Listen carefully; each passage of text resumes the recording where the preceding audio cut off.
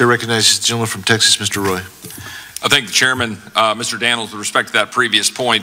There's been about 4.7 million apprehensions under the current administration. Is that unprecedented in your eyes? Yes. 2.7 million people have been released into the United States. Is that unprecedented, in fact, way off the charts compared to past numbers? Yes. The extent to which fentanyl is pouring into our communities, is that precedented? Yes.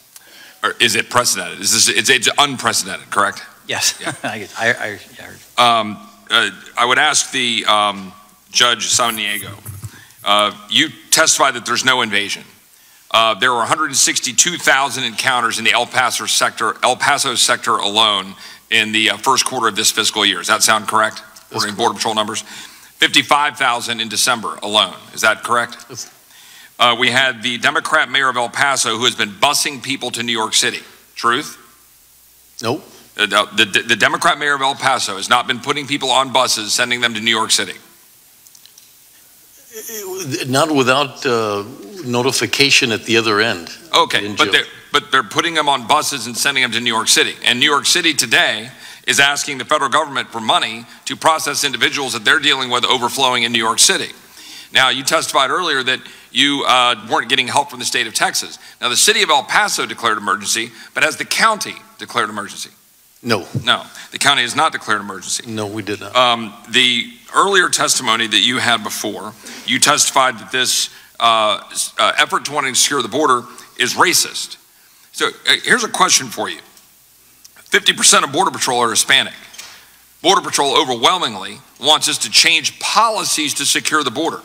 Not just as some are testifying that we need more resources. I know that Mr. Daniels, Sheriff Daniels, testified that having 20,000 additional agents would be helpful. The answer to that is of course. Of course having more personnel would be helpful. But the question is what do they most want?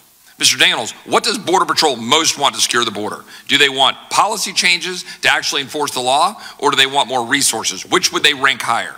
Policy changes. What kind of policy changes? Enforcing the laws of the United States at the border? Enforce the rule of law, and I'll share this add-on too, support from, they feel like they're not being supported by this administration. If we had a law that said that we should follow current law to detain individuals claiming asylum for the pendency of the adjudication of that claim, to require that they be detained according to current law, would that be banning asylum? No. And if people are claiming in this committee that it is banning asylum, would that be untrue? Yes. Hector Garza works in Laredo, Texas for Border Patrol. He's a friend. He is Hispanic. He said, the mother of all caravans isn't just materializing out of the ether, it's just the most recent wave of an invasion that is being aided and abetted by liberal activists who believe that subverting United States law is the best way to achieve their radical policy objectives.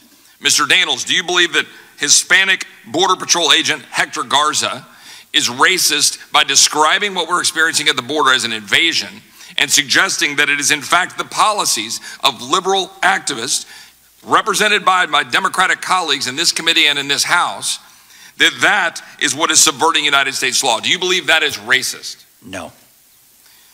Judge Samaniego, do you believe that there, in light of your statement saying that these policies that are being promoted to secure the border, that you think that Border Patrol agent Hector Garza, a lifelong public servant working for the Border Patrol in Laredo, Texas, an Hispanic, a Texan, it's racist for that Hispanic American to say that it is an invasion, that his Border Patrol personnel are overwhelmed, that he believes that it is the liberal policies that are making a mockery of our current laws to say that we should enforce the laws, that we should enforce the laws on the books, that is in fact a racist statement by Hispanic Border Patrol agent Hector Garza?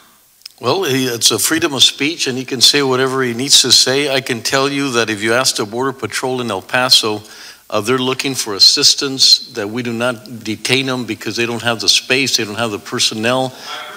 I appreciate that, but I would just suggest to you is that is not a racist statement to say that we think we should secure the border. This chart, Mr. Daniels, can you see it from there? Can you see the uptick in the numbers here, way up here? Yes. That chart reflects the uptick in migrant deaths. That's 2020 to 2022. Almost 1,000 migrant deaths at the southwest border of the United States. We had 53 migrants die in a tractor trailer in San Antonio, cooked in the Texas heat. 57 were killed when a tractor trailer crammed with migrants rolled over the highway, crashing in Mexico's southern state of Chiapas.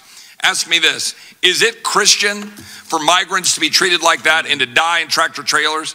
Would anybody at this panel think it's Christian? Mr. Dunn, you go to church in Hays County. Is it Christian to allow migrants to die like that? This No. time has expired. It is not. Thank you, Mr. Dunn.